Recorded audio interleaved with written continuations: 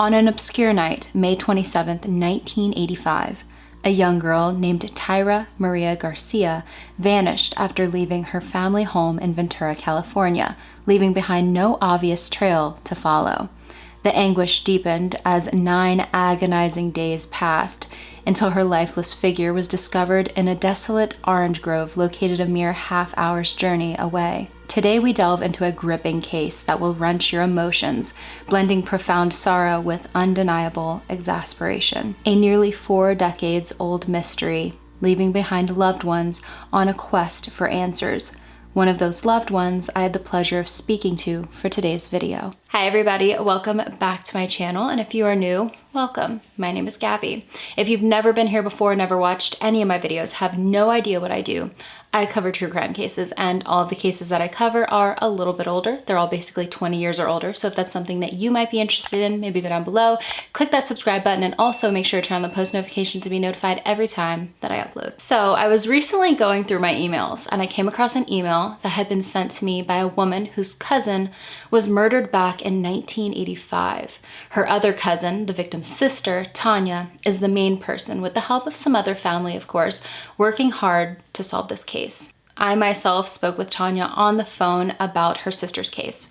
And when I say that I am appalled by the way authorities handled this case, I mean it. There were multiple times when I was learning more details about this case that I had to sit back and just take a moment, because I was in disbelief. This family wants as much coverage as possible for this case in the hopes that the right person will come forward with new information, but also to prove to authorities that even after 38 years, people still care. This girl's case deserves justice, and that girl is Tyra Maria Garcia, and this is the story of her unsolved murder. Tyra Maria Garcia was born on February 12th of 1970. She was born in Ventura, Ventura County, California, to parents Margaret and Ronald Garcia. Her 4 older siblings were Mitchell, from her mother's first marriage, Richard, Teresa, and Tanya. Then there was her younger brother, Ronald. Tyra was described by loved ones as being an extremely sweet and insanely outgoing girl, a girl who was only 15 years old when her life was tragically taken from her. In 1985, the year this case takes place, she was a freshman attending Buena High School, a school where she was exceptionally well-liked. The assistant principal of the school was quoted saying, "Tyra was a very sweet girl. I saw her frequently, and she was always friendly. She always went out of her way to say hello and be polite." One of her family's neighbors, Rhonda, stated, "She was a very beautiful girl, a good kid. She used to come over and brush my daughter's hair." It's easy to tell that Tyra was someone with a very kind soul. She rarely had problems with people, and she tried to see the best in anyone she came across.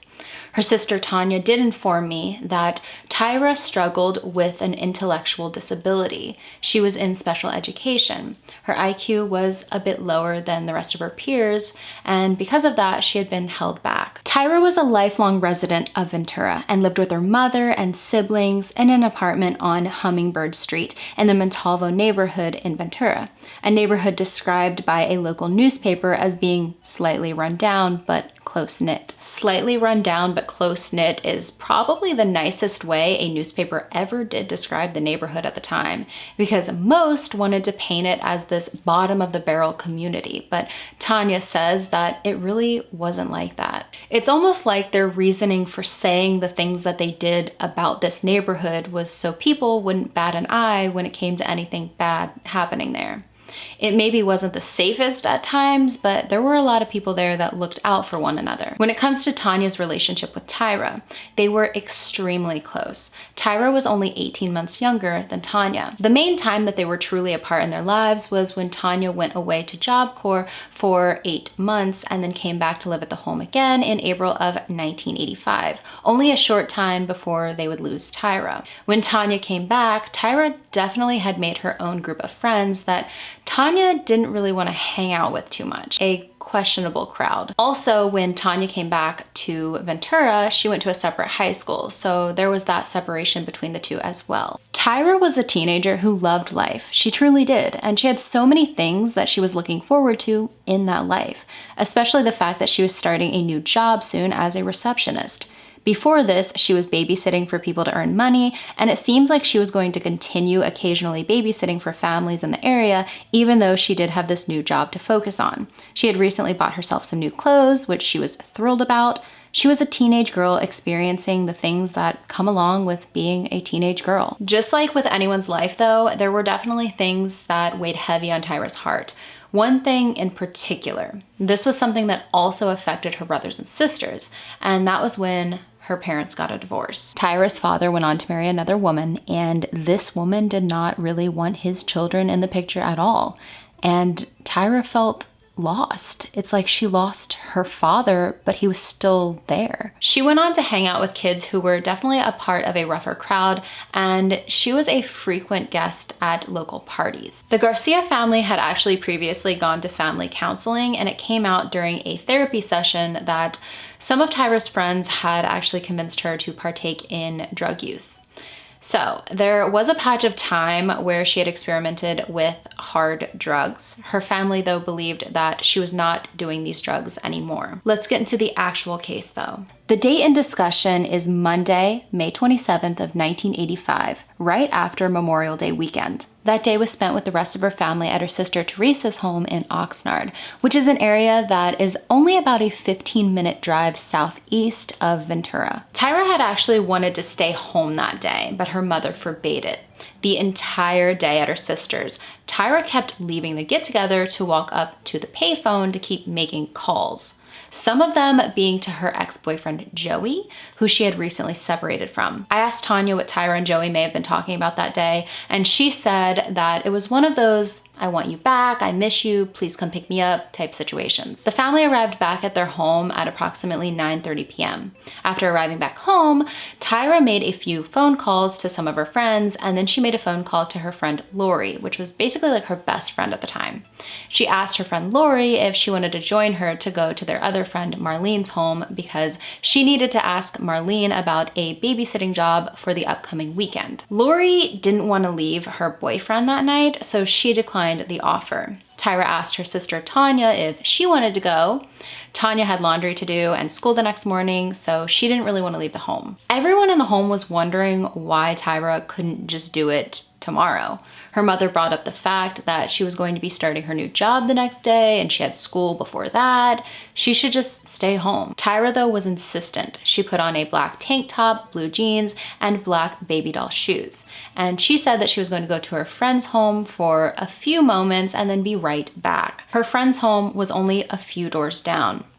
She left, but she wouldn't be right back, though. Her family said goodbye to her and watched her walk down the street and enter her friend's apartment, and that was the last time they ever saw her alive. Tanya told me that she had a very strange feeling as she saw Tyra walk out of the home, that she knew deep down that she was never going to see her sister alive again, that something very bad was going to happen to her that night. She even told her mother this at the time, and her mother didn't understand why she was thinking something like this. People have intuitions, though. I've experienced something similar myself. I covered a case previously where a mother was at work and randomly passed out. The time she passed out was said to be around the exact time her daughter was kidnapped. You just have this gut feeling, this overwhelming sensation in your body that something horrible is right around the corner. That is exactly what Tanya experienced that night, and she would be correct. Tyra possibly did intend to be right back because she only left with what she had on. She didn't bring a jacket or even her purse, items she always brought with her if she was leaving the home for a longer period of time. Tyra, though, would not simply go to her friend's apartment and then go directly back home. In back of the apartments where the Garcias lived, there was, and still today, an alleyway that is shared with the strip mall on Bristol Road.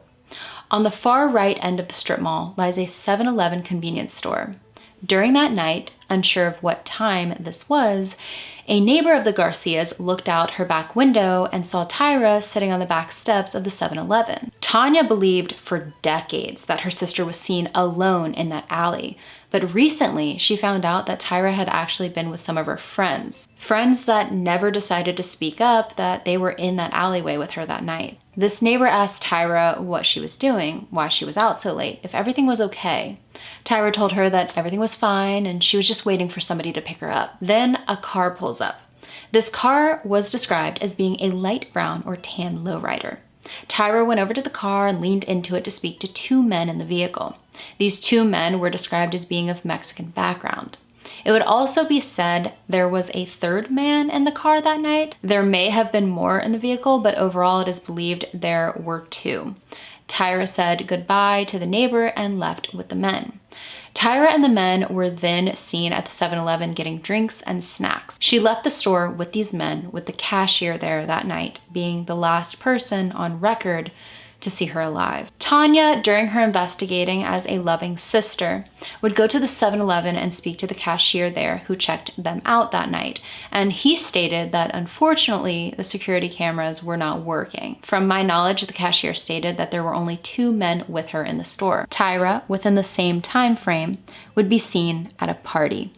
This party was held at Loop's Motel in Ventura. This location of this motel is now known as the Victoria Motel and sits at 2350 South Victoria Avenue.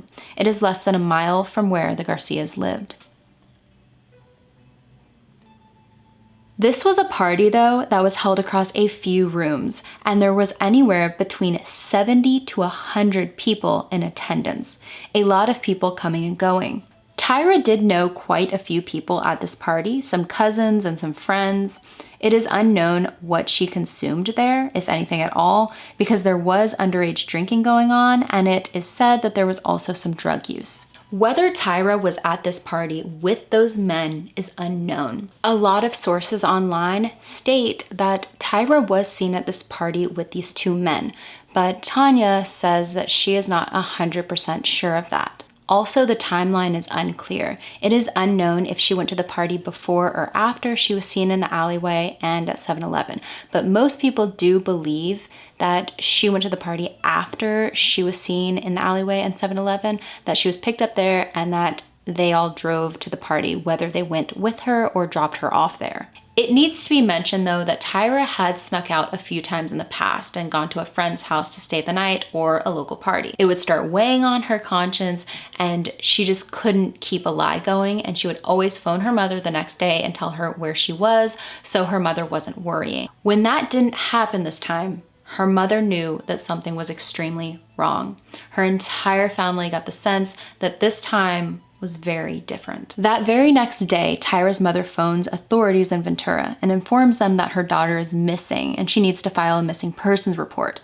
Just like so many other times with cases of missing kids and teenagers, even adults, the department is adamant that it's a runaway case and Tyra will be back within no time. Tyra had her run-ins with a little bit of trouble here and there, but she had never run away before. And this is the day that she was going to be starting her new job. She would have never missed it.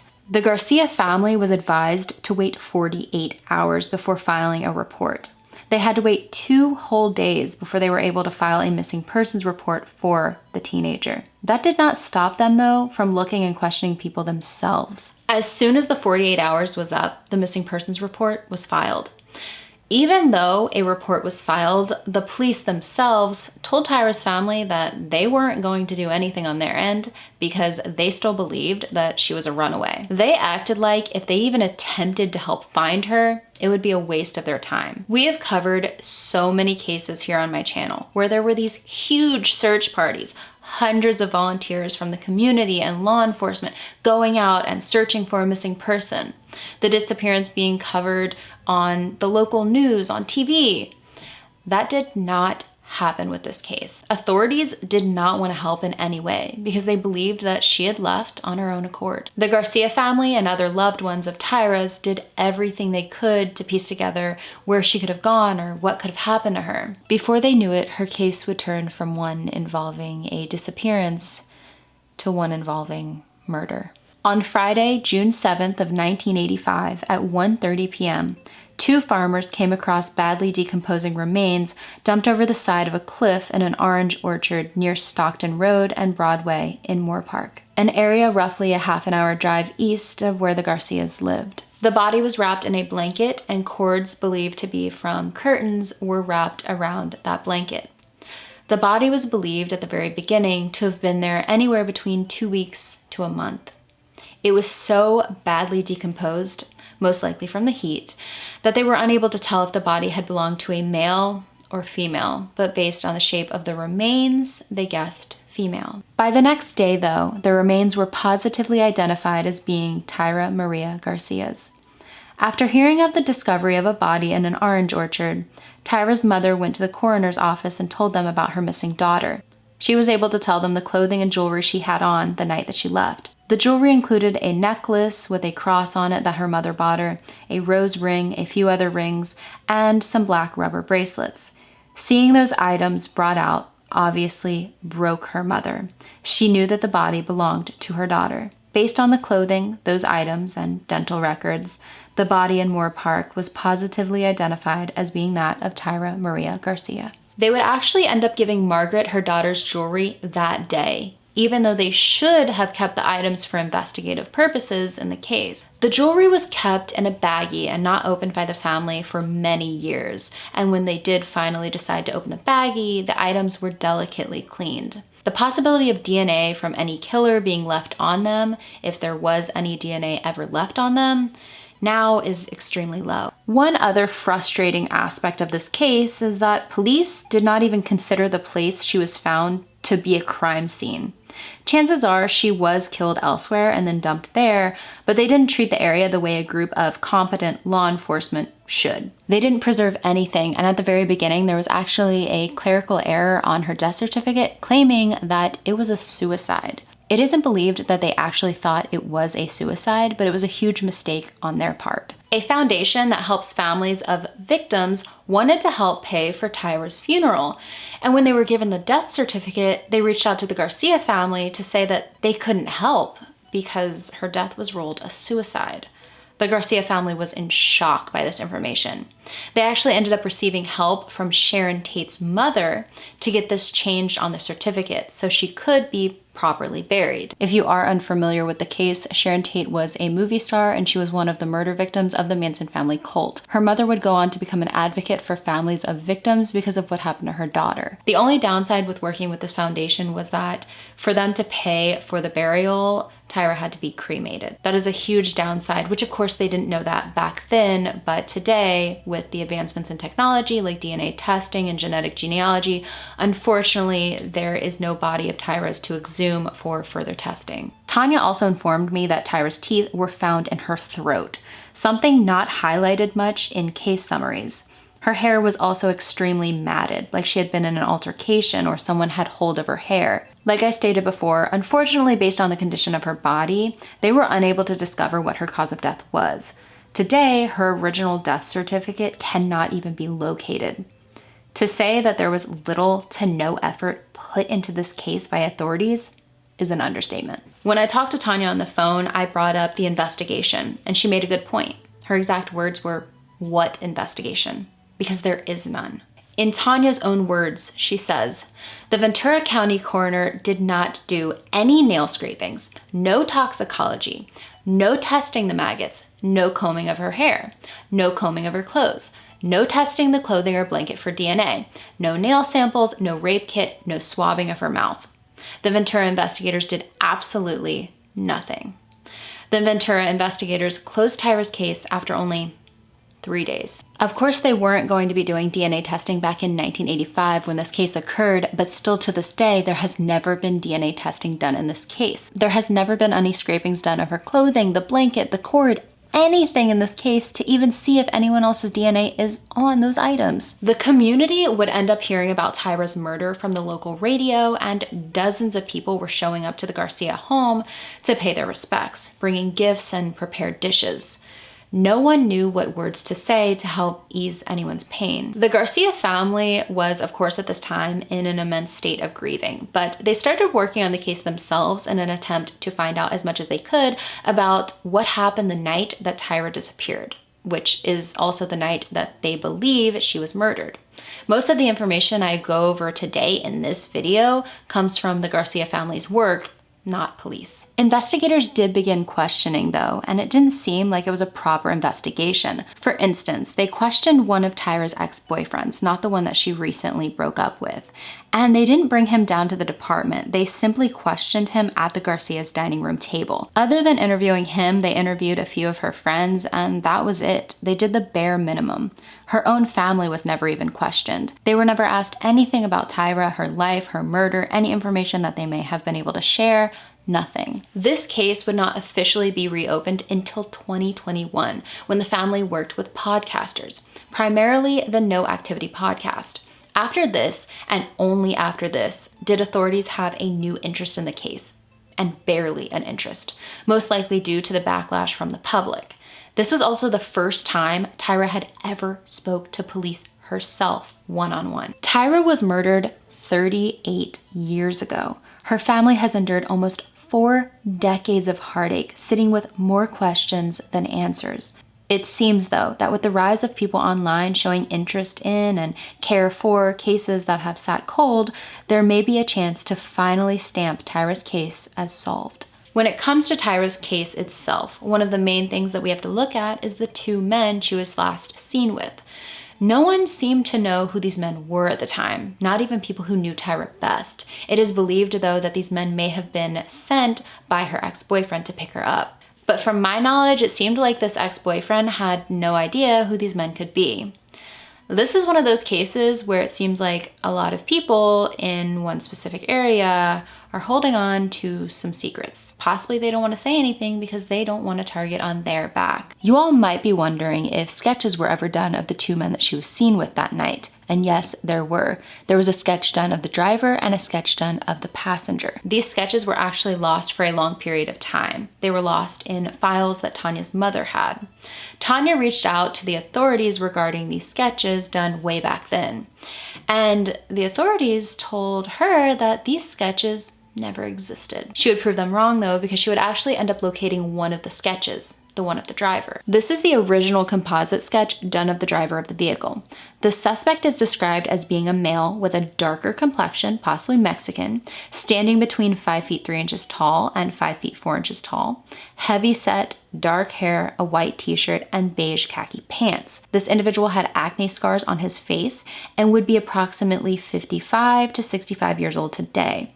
This individual drove a cream or beige 76 to 80 Monte Carlo or Buick Regal with a tan interior in clean condition. This is a digital sketch done of the individual back in 1985 and what he would look like today from normal aging, aging while heavy drinking, and aging that involved extensive drug use. The passenger was described as being a male, possibly Mexican, early 20s, approximately 180 pounds, and standing between 5 feet 8 inches tall to 5 feet 9 inches tall. It is believed that this individual is currently, if they are still alive, in their very late 50s, possibly early 60s. These men could have had absolutely nothing to do with the murder, but they never came forward themselves. I asked Tanya if anything came of releasing the sketches to the public, and she actually said yes.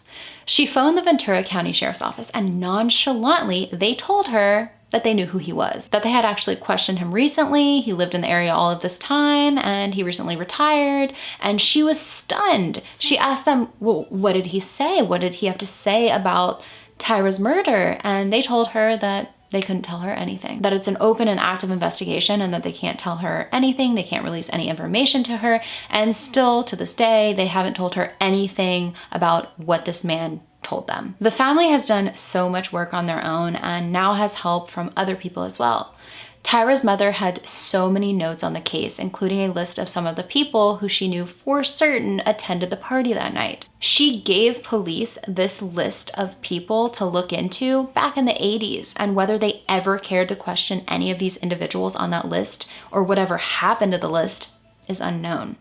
If you want to hear something even more upsetting, when Tanya had spoke to current investigators on the case, they stated that there was actually never a party that night at the motel, even though tons of people and even the owners of the motel verified that there had been a party that night and Tyra was in attendance. Authorities told Tanya that it was a quote-unquote quiet night. There is a lot of he said, she said with this case. The rumors seem to never end. One rumor that I do want to highlight is someone who said that they were at the party that night at the Loops, and they claim that they saw Tyra there and that she ended up doing a hot shot, which a hot shot is a drug, often heroin or other narcotics, that is intentionally laced with a dangerous substance. That after she did this hot shot, she ended up convulsing, having a seizure, and dying in front of everyone at this party. If this actually happened, then you are telling me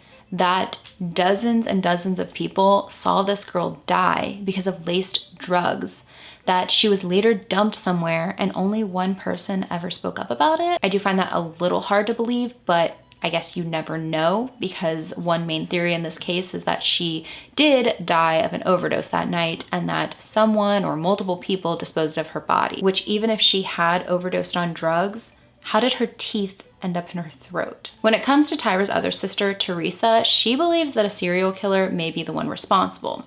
This is a bigger theory in this case for sure, that all started when police stated that they believed whoever did this knew what they were doing, pointing to the idea that it was someone who had done it before.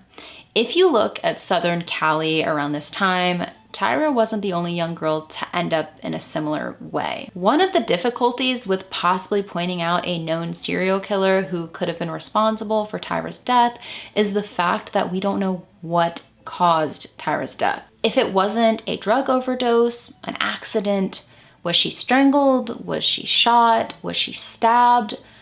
What happened to cause her to take her last breath? Based on the autopsy, it didn't seem like she had been stabbed or shot, but with the negligence in this case, we don't know. Police do state that they believe foul play is involved in her case, but according to a Ventura County State Free Press article, police did not rule out the possibility that the teenager's death was accidental and that her body was abandoned by panic-stricken acquaintances. If you ask me, I think there are people who were at that party, people before and after that party, people in her circle of friends, people possibly still in the Ventura area that know something, that may know the information to actually solve this case. But I think, like many others do, that those individuals are terrified of what may happen to them if they come forward with any information. Whether that being who did this coming after them or the legal repercussions due to their possible involvement. It is time, though, that those people come forward and give this family even just a little bit of peace after all these years. Tyra's mother and father have since passed, and so have 3 of her siblings, Mitch, Richard, and Ronald.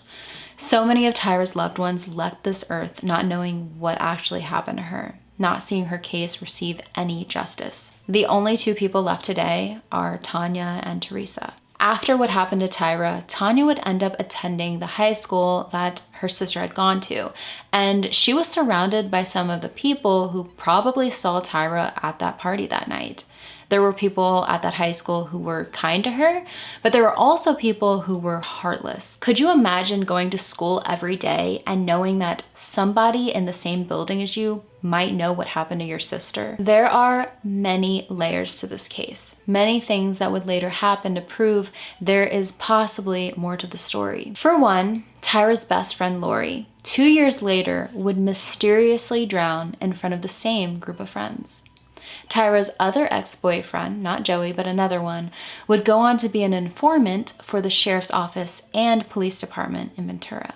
His sister saying that she would speak to Tanya and then randomly blocking her. Then of course there's the theory that her murder was gang-related. Who these individuals could have been is unknown, but it is no secret that there is a lot of gang violence in this area of California. Tanya told me a few stories of people she knew, people she was familiar with, children of friends of hers who had run-ins with local gangs and were killed as a result. Tanya, since heavily investigating her sister's case, has received countless death threats.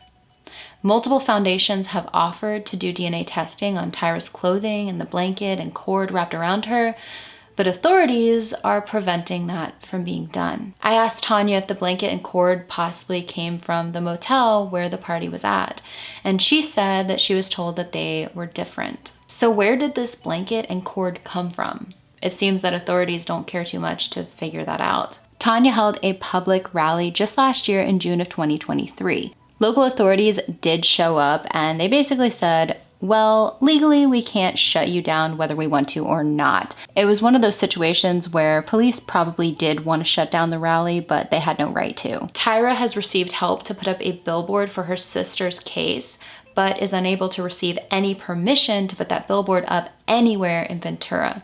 Only Los Angeles. Tanya informed me that Tyra is not even in the system for the National Center for Missing and Exploited Children because they need word from the department and the department will not help. It is almost like Tyra's family, friends, volunteers caring about this case is an inconvenience to them.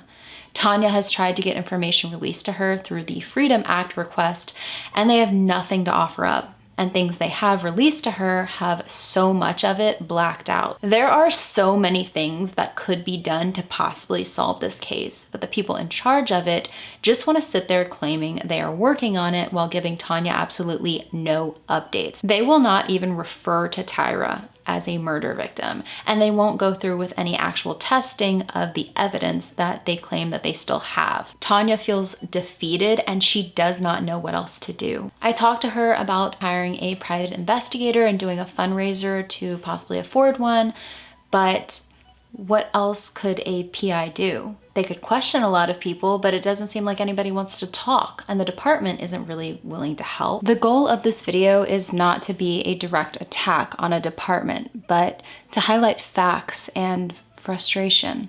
If you have any information regarding the case of Tyra Maria Garcia, you are urged to contact Ventura County investigators at 805-384-4736, or you can call the Ventura County Crime Stoppers tip line at 1-800-222-TIPS, which is 1-800-222-8477.